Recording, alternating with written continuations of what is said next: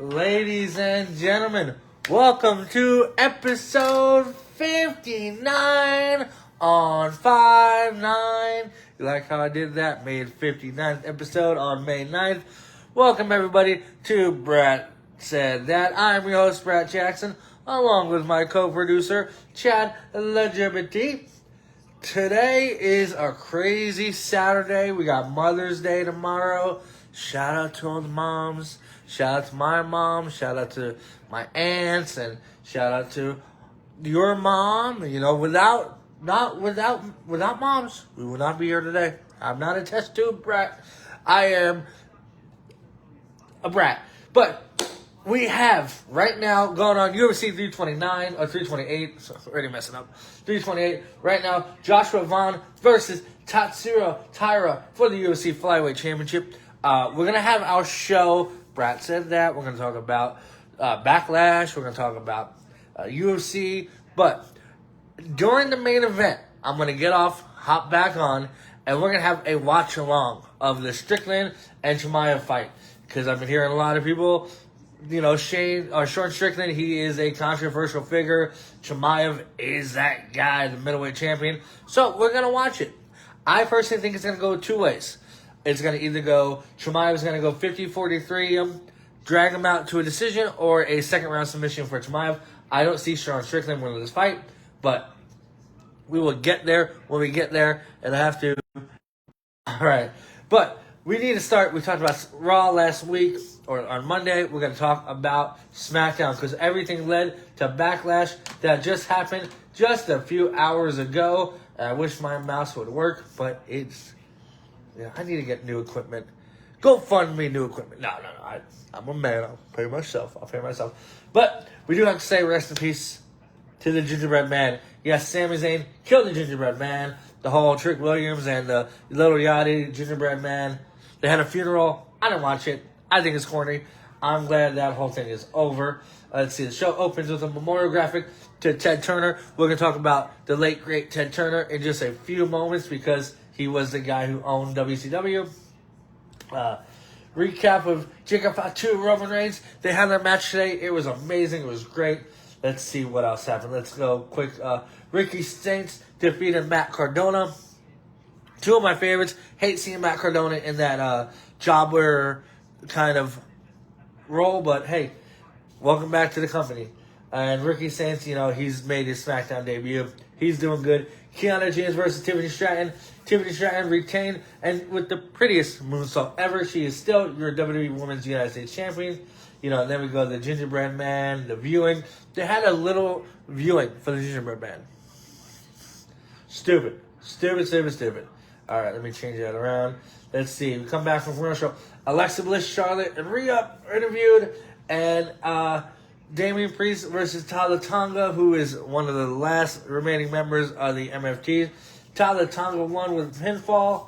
Bisexual Undertaker did not get the win for his team. The Miz and Kit Wilson roll up to talk trash and make fun of not getting any signups because Danhausen, he had a little sheet that's like sign up Housens to be their tag team partner for today. We'll talk about Backlash in just a second. I'll be honest. Good show. Good show. Gunther is gonna face Cody at Clash in Paris or Clash in Italy. By the way, if you're wondering what's on in the background, today is 5-9. The last week has been Short King Week. And if you don't know, your host is a Short King. 5'6", even though I told Babe I'm 5'9" on a dating profile. But 5'9" on 5'9", perfect. Let's see what else happened. Alexa Bliss, Charlotte, and Rhea defeated, Fatal Attraction won. Babe actually watched this. She said it was a great show. Great match between these guys. Ladies, excuse me. Jade Cargill came back and kind of beats everybody up. Royce Keys versus Tama Tonga. Royce Keys won with the spinning spine buster. Let's see, back from commercial, the whole Trick Williams, Sami Zayn, Gingerbread thing happened. That's a yada, yada, yada. And I guess that was it. That just was SmackDown. Little Yachty and Trick Williams. So overall, I didn't get to watch SmackDown because I was working, but I was in the floral department blowing up balloons. for 8 hours. Easy money. All right, so the UFC Flyweight Championship main event or co-main event just started. I'm going to have that on in the little corner of my eye so we can talk about it. But we do have to talk about Backlash. Backlash. Braun Breaker versus Seth Rollins. Really good match, but Braun Breaker won. I think Seth should have won that match. Seth kind of had, the vision come out, but he was ready for the vision. He hit his Austin Theory with a chair. He hit Logan Paul with a chair. He hit Austin Theory with a really cool stomp, but Braun Breaker won with another huge spear. And, definitely not the blow-off. They're going to have a couple more matches. I can definitely see that happening. But I would have had Seth win.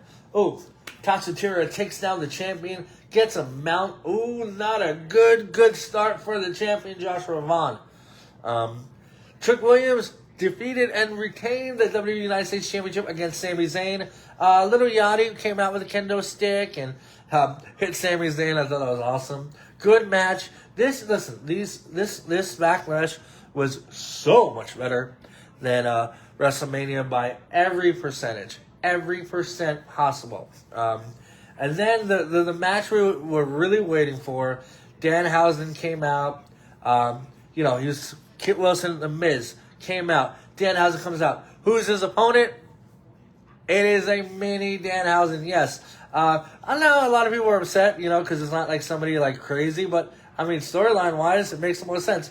And I'm pretty sure Minihausen was Masquerada, a.k.a. El Torito, so good seeing El Torito again. You can definitely tell it was El Torito, because you watch El Torito wrestle and move around the ring, pretty much the same guy. Same height, too. So, that was good. It was really entertaining. I don't know how you can be 25 times better than WrestleMania. Oh, Tyra got a chokehold. Oh, this looks tough for the champion. Listen, and by the way, I know we're going back and forth. It's kind of going to be a weird show because it's like what we're watching, but I don't do good on picks, and I picked Joshua Vaughn to win, and I think he's going to lose. So, then Io Sky and Asuka had a great match. Those two just have such good chemistry. They talked about it, how, Io was Asuka's, trainee back in Japan, and how they grew together, how they made a tag team. And those two just put on a hell of a match. No Kairi Sane. I thought we were all going to see Kairi Sane come back.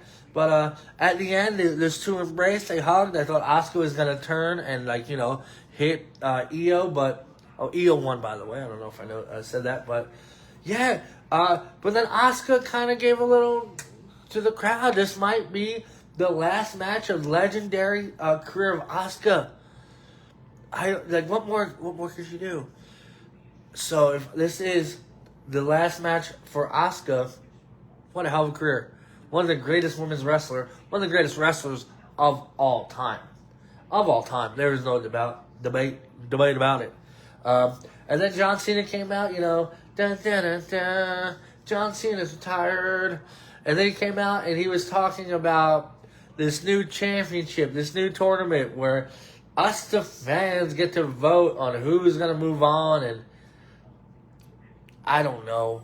I get it. He's like, your hustle determines if you're going to win. Your loyalty to the fans and your respect for me or whatever the hell it was. He came out. It's good to see John Cena. I will always forever love John Cena. Inside the ring, outside the ring. But definitely wasn't a groundbreaking changing of the platform announcement that he didn't say. But, good for John Cena. So that is the John Cena Challenge Championship. He put over Femi a lot. He put over Javon Evans a lot. He put over, the future of the company. So something new, let's dive into it and we'll check it out. We'll keep in touch. It's kind of like John Cena was like, when I did my last match ever, I did this tournament and the right person won. And, I'm going to do that again, but this time for a championship. Another championship. I think we have too many championships. Too many titles, but hey. Speaking about title, one of the biggest titles in WWE, the World Heavyweight Championship, was defended by Roman Reigns. Defeated his cousin Jacob Fatu in the main event.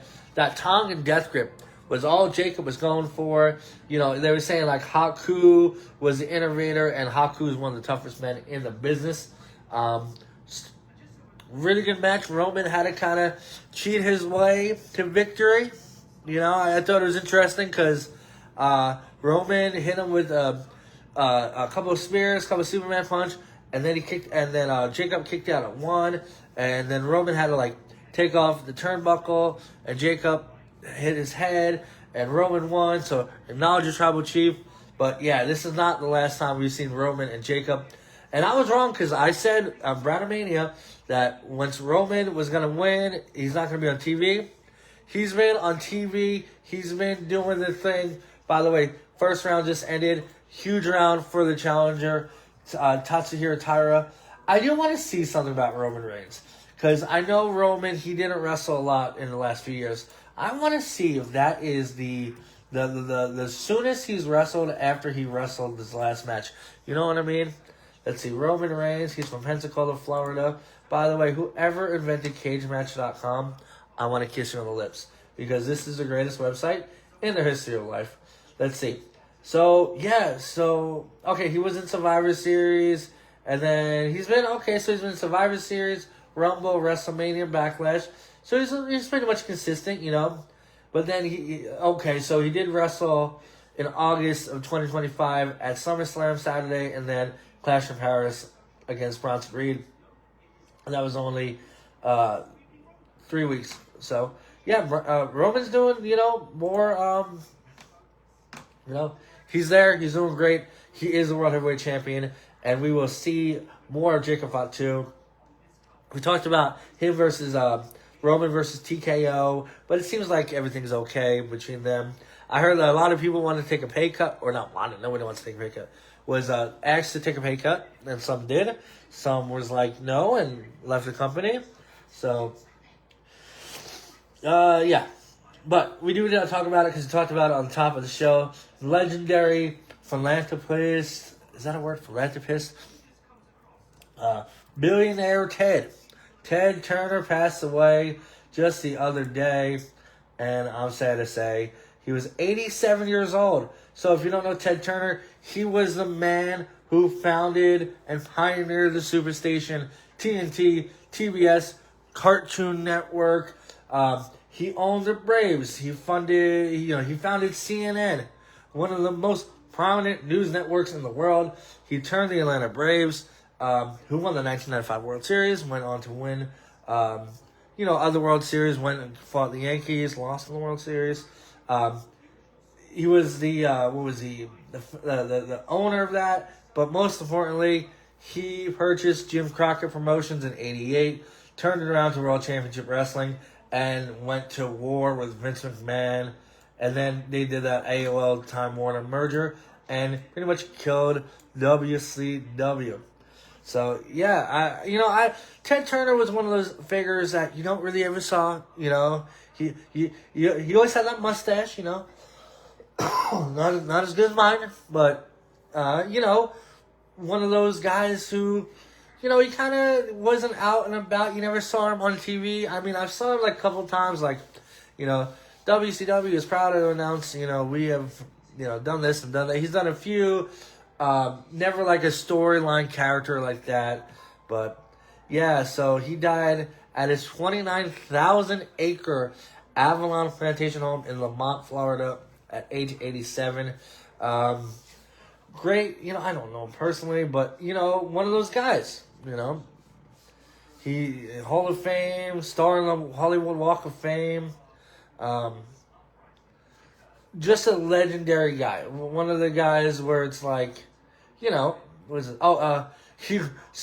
He did manage the Atlanta Braves for one day. Yes. On May 11th, 1977, with the team mirrored in a 16-game losing streak, Turner sent manager Dave Bristol on a 10-day scouting trip, and Turner himself took over as interim manager. He ran the team for one game, a loss to the Pittsburgh Pirates, before National League President Chub Feeney. By the way, we need more names like that. Chub Feeney ordered him to stop running the team. And, kept winning with the Braves. 1995 was a great year for the Braves. Obviously, they won the World Series. And the Atlanta Braves was sold in 2007. And then Turner Enterprises, like we said. And, I don't know his political views. Doesn't matter, I'm sure he was, Oh, he endorsed Hillary Clinton in 2016. So, that's... Didn't see that one coming. And, yeah. So, I guess he was a Democrat. Wow. So, yeah, rest in peace to him. 87 years old, went to Brown University, 1960 to 2018. Let's see. He gave $1 billion to create the United Nations Foundation. Took over his father's billboard business after his father's suicide at 53. Wow.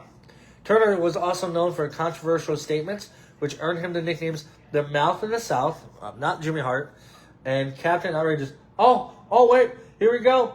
Joshua Vaughn got Terror down. Throwing bombs. Champions looking good. Tower. I hope I'm pronouncing the name right. 9 seconds left. He'll survive the round. But wow, Joshua Vaughn knocked down the challenger. Good fight. I want this fight to go long so we can kind of set up in the living room and watch a Strickland fight. And yeah, so that is Ted Turner. Rest in peace. 87 years old, man. Thank you for everything you've done with WCW, Cartoon Network. Legendary figure in the world.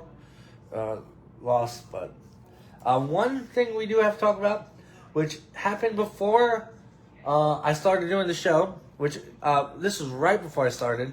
So if you remember back in 2025, a pro wrestling event happened.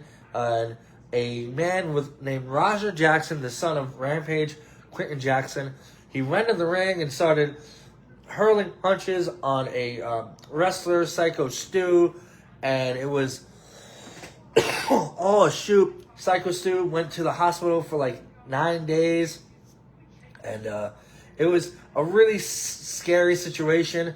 I'm going to ask my producer, Chad LGBT, to kind of give me more of a kind of what happened, really.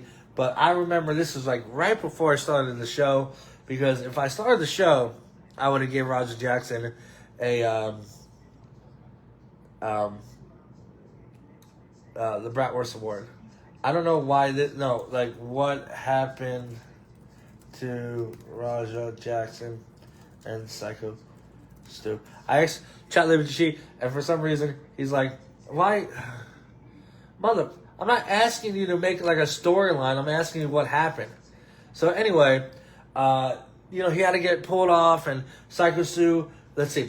Roger Jackson, son of former UFC champion Quentin Rampage Jackson, has accepted a plea deal with the prosecutors stemming from his August 2025 assault. We started the show in September of professional wrestler Stuart Smith, a.k.a. Syko Stu, in Los Angeles.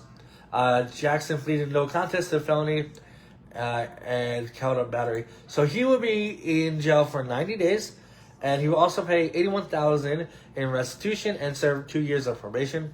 Jackson, 26, was arrested in September and charged with 1 count of felony battery. Says he faced up to 4 years in prison, but he only got 90 days, which, is fine.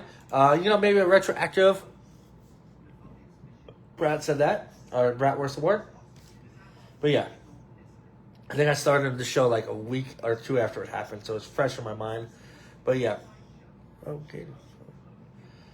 But that, yeah, it was pretty bad because he was Roger Jackson is a kind of amateur professional mixed martial artist, and he kind of was just laying punches down one,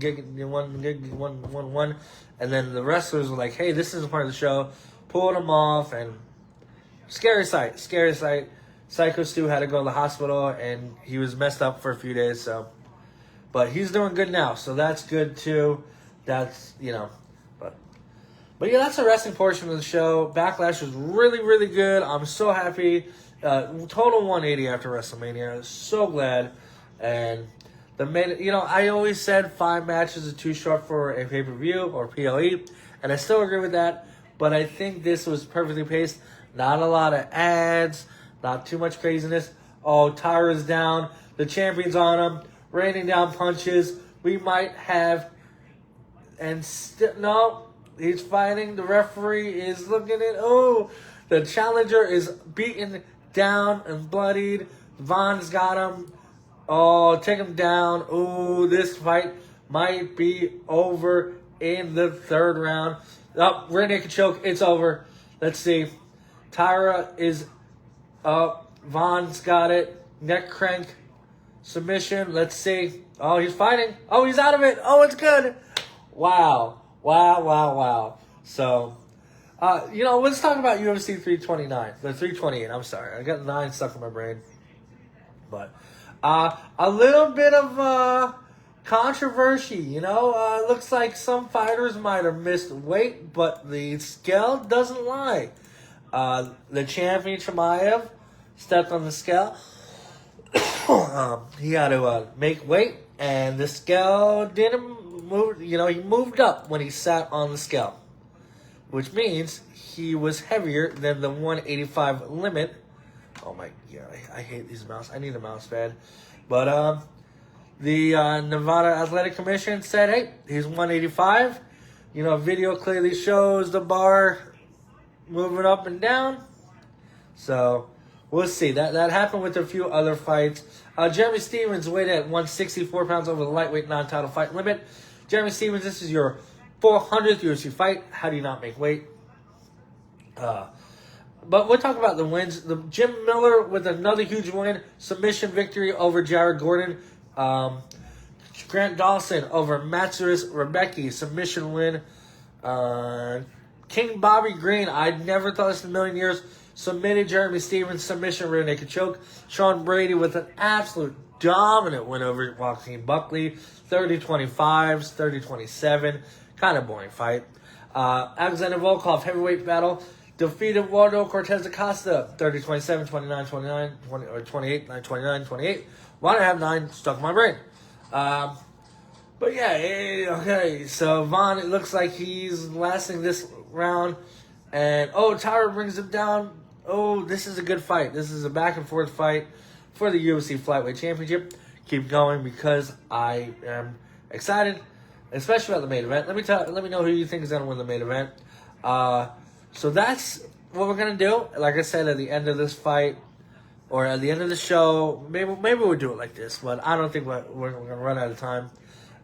UFC Freedom 250 press conference happened, had all the fighters there, and of course Josh Hokit had to make a fool of himself. Remember those 3 weeks when people like Josh Hokit?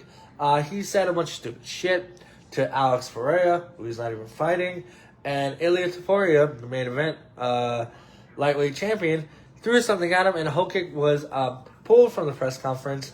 And yeah, so Josh Hokit, you're an idiot, and I hope Derek Lewis beats you up. Your skit is annoying, and yeah, so that was all UFC Freedom 250 press conference. It's gonna happen on the White House lawn.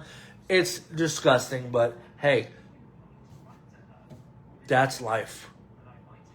$5.09 for a gas. So yeah, we're going to definitely check into UFC 328 as it's happening, but we have to make this announcement. Strong Island's old former UFC middleweight champion Chris Weidman is going into the Hall of Fame. Yes, let's look at Chris Weidman's career in the UFC now, which is cool because the very first time you ever see Chris Weidman is in a video blog by Matt Serra when he was fighting, I want to say, Frank Trigg or Matt Hughes. One of those fights, Chris Weidman was in the background, training with Matt Serra. Matt Serra's like, hey, this is the future right here, Chris Weidman. And Matt Serra, of course, was right. Chris Weidman, I've watched all Chris Weidman's fights. I mean, he's Strong Island. He's Long Island through and through. He went to Hofstra, which is 2 licks away from where I grew up. And, if you didn't get in Hofstra, you went to Nassau Community College. So, let's see. He made his debut against Alessio Sakara. Tough fighter. UFC Live Sanchez vs. Catman in Louisville, Kentucky. He was 4-0 on the, what do you call those? The non UFC, the non-UFC brand fights. I don't know. I'm forgetting what you call them. So 4-0, had a win over UR Hall. Went in, submitted Jesse Bongfeld, UFC 131 in June 2011. Tapped out Tom Lawler with the Darce choke in November 2011, and I've grappled with Tom Lawler. Insane. Then he went, defeated Damian Maia, UFC on Fox, Evans versus Davis. Kind of forgetful. And then this is the win that catapulted him to the contender. His KO win against Mark Muniz. An elbow, knocked out Munoz. Knockout of the night. July 2012. Took almost a year off. Then Anderson Silva fight, UFC 162. I remember watching this fight in a dungy dive bar with my brother and his, I don't even know, fiance at the time. Girlfriend? I think they were fiance at the time. The fiance. And, Chris Weidman, he was, we thought, oh, it's just going to be another Anderson Silva demolition. But Anderson Silva said, Anderson Silva played a little bit too much games, and he knocked out and lost by a knockout. What am I trying to say? Making Chris Weidman the new UFC middleweight champion. Then in December, we all remember the rematch. Anderson Silva, I'm back. Breaks his leg injury, retaining against Chris Weidman, first title defense. July, defeats Lyoto Machida, UFC 175, in one of his breakout kind of performances. Hey, this guy's not a fluke, Then faces Vitor Belfort in a hell of a bout. Really, almost a year later, performance on the night, 13-0.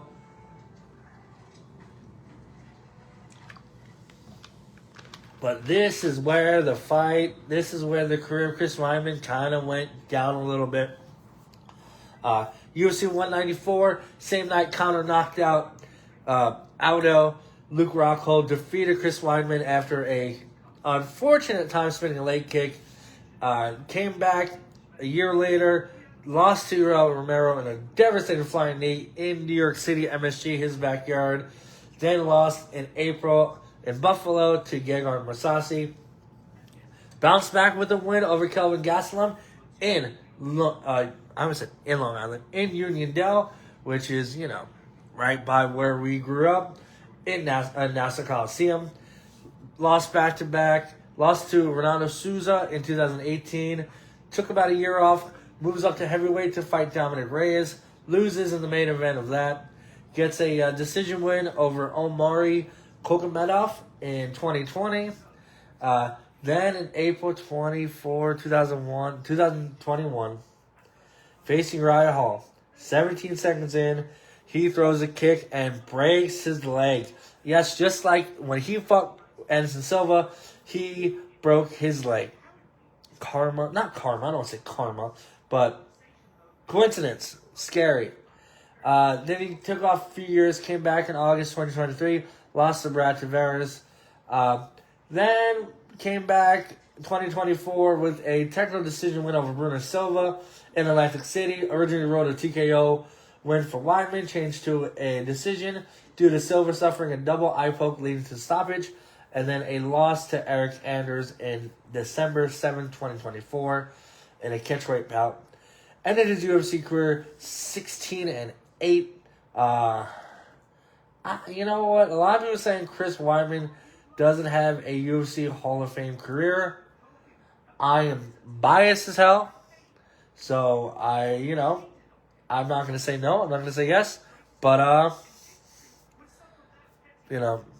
he never backed down. He was a true champion. And, upset of the year, knockout of the year, fighter of the year 2013. So, congratulations to Chris Weidman. Long Island's own. Can never root against my people. So, by the way, the co-main event is going into the 5th and final round, and it looks like this is the round to win if you want to become champion or retain your championship, because, wow, this is a hell of a fight so far. Little baseball news, we got, talking about Atlanta Braves. Legendary manager Bobby Cox passed away. We talked about Ted Turner, that 1995 Atlanta Braves team. Bobby Cox was a manager of that team. Two-time World Series champion, 1977 and 1995. Wow. 100% induction in the Hall of Fame. You don't see that much often. And he just passed away just a few days ago at the age of 84 in Marietta, Georgia. That's where Cody Rhodes is from. What a career for the Braves. Wow, this is insane. His games, 3,858 games as manager, 2,149 wins, 1,709 losses, .557% winning. So he won the World Series, but they made it to the ALCS so many times. Lost the World Series in 91, 92, 96, and 99. But, yeah.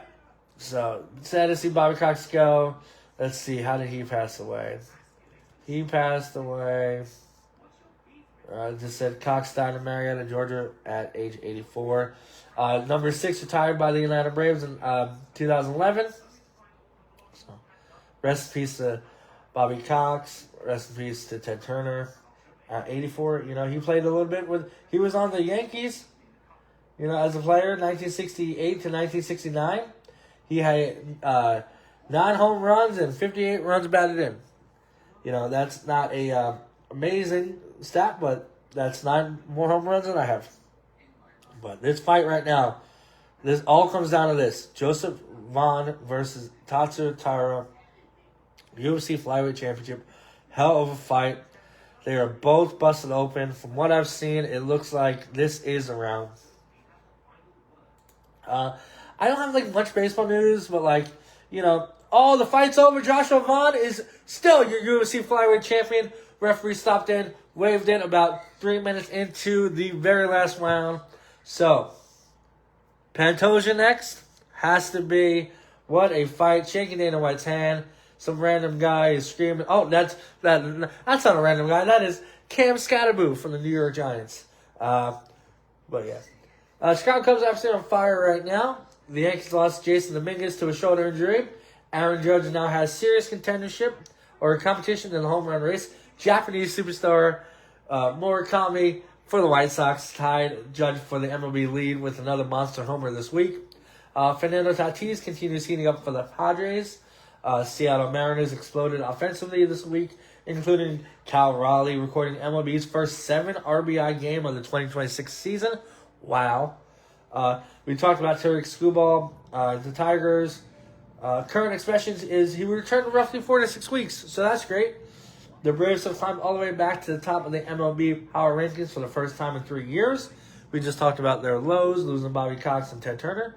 Miami called up top pitching prospect Robbie Snelling for his MLB debut this week. We talked about this weeks ago. MLB Pipeline released its first 2026 mock draft with UCLA shortstop Rock Koloski projected as the potential number 1 pick, and the White Sox have that pick. Astros reportedly told teams that Yorman Alvarez is completely untouchable in trade talks, despite Houston's frustrating start to the season. They're not doing so good. MLB's new ABS robot umpire challenge system continues getting major attention during its first. Players can now challenge ball strikes by tapping the helmet. We talked about that. And one of my favorite pitchers growing up, Randy Johnson's number 51, was officially retired by the Seattle Mariners last week as part of the franchise's 50th anniversary celebration. So, the big unit, I love Randy Johnson. Yeah, I didn't love what he did in 2001, but, But I kind of like doing that. Like, we don't really talk about baseball because, baseball is just baseball right now, and we kind of have to get it going. But NBA, the playoffs is going on. Before we get to that, Steve Kerr agrees to a 2-year deal to remain with the Golden State Warriors. Good for Golden State. But I don't know what to talk, okay? Skip Bayless. He said something ridiculous, stupid, and dumb. He won a first take with Stephen A. Smith and said that LeBron is the 9th greatest player of all time. What are we smoking? LeBron is not the 9th. Sorry, LeBron is not the 8th, the 7th, 6th, 5th, 4th, 3rd, or 2nd. He is the greatest player of all time. Right now, the Lakers aren't doing so good, but LeBron James is the greatest player of all time. We've said that many times. I am currently in a battle of words with a Chicago Bulls fan, but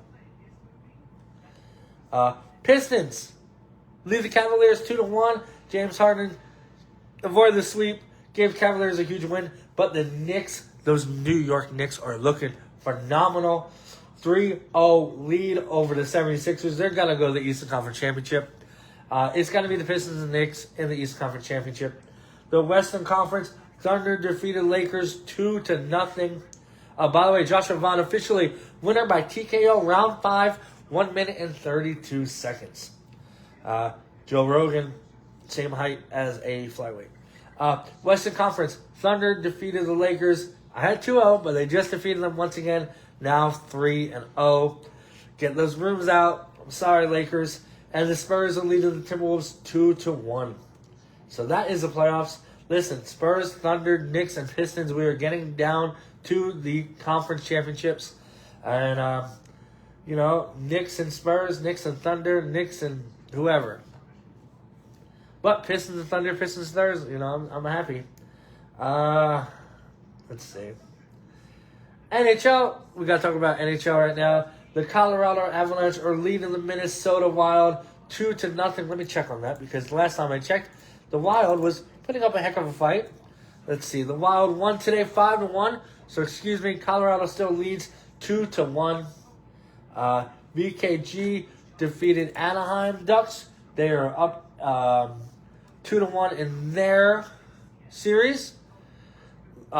Tuesday is Game 5.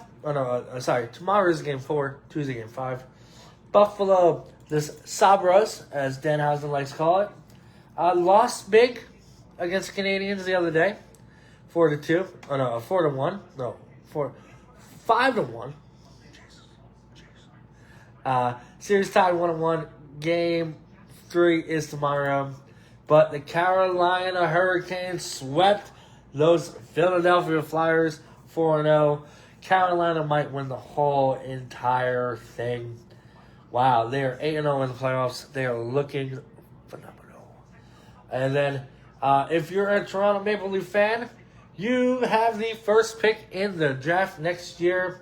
Let's see, 2026 NFL mock draft, not NFL, NHL. There's a lot of N's in these sports teams. Looks like the Gavin McKenna is going to be the player to get. Let's see. Toronto Maple Leafs get the number 1. San Jose Sharks, Vancouver Canucks, Chicago Blackhawks, the Rangers, Calgary Flames, the Kraken, the Jets, and the Panthers. And the Predators are in the top 10. So it looks like Gavin McKenna is the player to get. Left wing from Penn State, NCAA. So we will take a check on that. We're going to do a little speed run on NFL. The Aaron Rodgers saga continues dominating the NFL offseason. Multiple reports say Rodgers is expected to sign with the Pittsburgh Steelers for the 2026 season, but negotiations still appear messy and unresolved. Who gives a shit? Some reports Friday night even claimed Rodgers' expected Steelers meetings may have been delayed or changed, adding more chaos to the situation. Steelers rookie minicamp officially opened this weekend, giving fans their first look at Pittsburgh's 2026 draft class, including Penn State quarterback Drew Allar. The Steelers, why is it called Steelers, are entering a brand new era under head coach Mike McCarthy after Mike Tomlin stepped away early this year following playoffs. Pittsburgh lost. The NFL officially confirmed the full 2026 regular season schedule will release May 14th. So we will talk about that. The defending Super Bowl champions Seattle Seahawks will host the NFL kickoff game on September 9th at Lumen Field. Their Week 1 opponent is still unknown, and rookie minicamp started around the league this week, including the Patriots and Browns as teams evaluate draft picks. So, that's the NHL news. In WNBA news, yes, the WNBA season is back. The Las Vegas Aces defending champions, but the Wings defeated the Fever 107-104. Now, why do I talk about a random game on the opening day of WNBA? Because that is the first time I think this is what I heard. This is what ChatGPT told me. That this is the first time that both teams scored over 100 points. So that is an awesome start for the WNBA. We got the Aces defending lost NBA champions, so good for them. I've been up since like 6 o'clock. The NCAA tournament expands to 76 teams. From 68 to 76. Wow. Opening round places first 4. Instead of 4 playing games, there will be 12 opening round games over 2 days.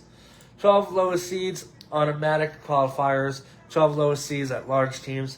Seeding impact, schedule, more access, better matchups, and increased investment in the sport. So, yeah. Good for them. So, I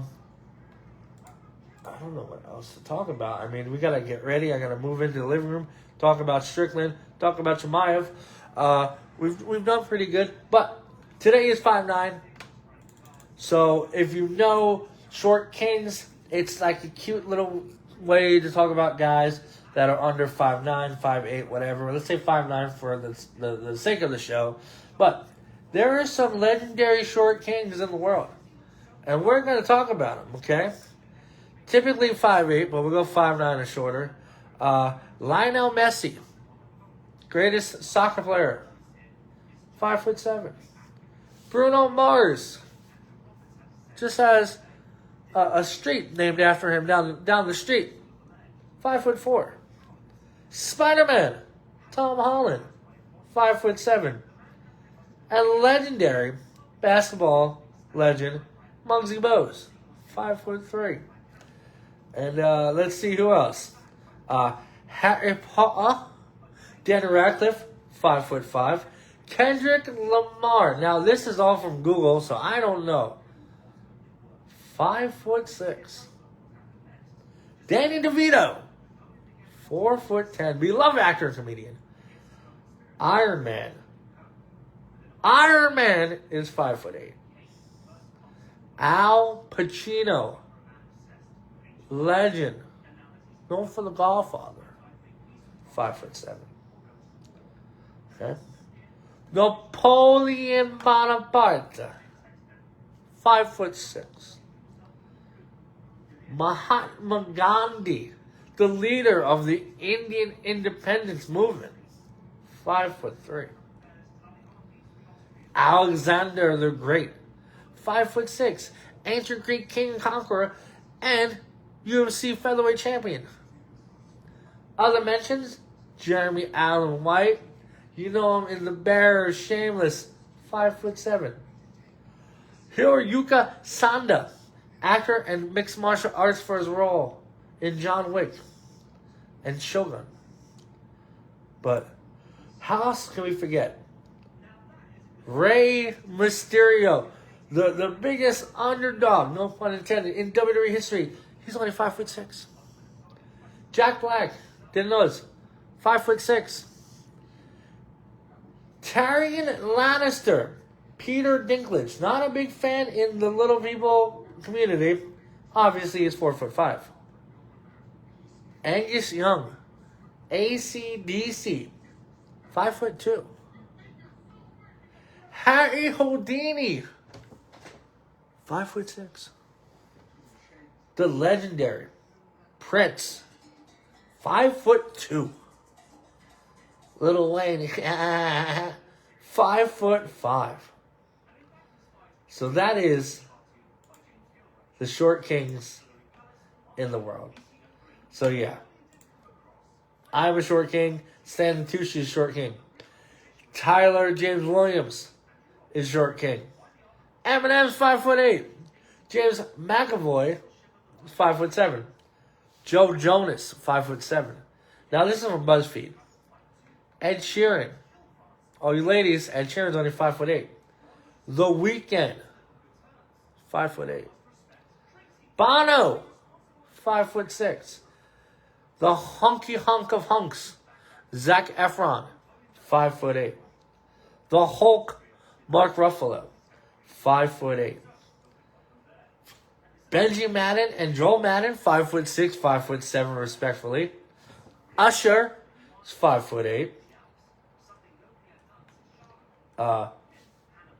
And then Josh Hutcherson, 5'8". So, short kings conquer, baby. So yeah, I just want to do that for fun, because today's Short King Day or whatever the last few days. But they are showing the package for Sean Strickland versus Chimaev. So I'm gonna hop off, gonna change directions. I'm gonna come right back on because it's a lot easier to do it that way than editing. So you're gonna see me in about 2 minutes. I'm gonna be facing this direction. Or maybe I'll face that direction. I like that direction because that direction has more stuff on the wall. So, let's do a quick recap of the show before we move on to the watch along. So, Backlash happened. Braun Breaker over Rollins. Trick Williams still the United States champion. Danhausen and Minniehouse defeated Kit Wilson and The Miz. Io Sky defeated Asuka in possibly Asuka's last match ever. John Cena Championship, whatever that is. And Roman Reigns is still your tribal chief. Acknowledge him. He defeated Jacob Fatu in the main event. Ted Turner, rest in peace. Raja Jackson, 9 days in jail. Don't assault people. MMA, the weigh-in controversy. UFC 328, we just talked about. Joshua Vaughn, still your UFC flyweight champion. Chris Weidman is going into the Hall of Fame. And the UFC Freedom 250 press conference. Josh Hokit, you're an idiot. Shut the hell up. MLB is MLBing. Baseball's baseballing. Bobby Cox passed away, so thoughts and prayers go to all of his family and the Braves organization. NBA playoffs are coming down to the Final Four. Knicks, dominant lead. Pistons, Thunder, and Spurs, let's be honest. LeBron is not the 9th greatest player of all time. He is the greatest of all time. Carolina looks great. Sweat Philadelphia in the NHL. Buffalo, Montreal, VKG, and Colorado. That's probably going to be the Western Conference Finals. We will talk about the full schedule release for the NFL on May 14th. The March Madness is expanding to 76 teams. And hey, I'm 5'6". I'm a short king. And I'm going to go sit on my throne of shortness. So, remember, love yourself, love each other, and love sports. And we'll be back in literally 5 minutes. Sean Strickland is coming out right now in the Newark crowd. So, I'll see you guys in about 5 minutes. All right, bye.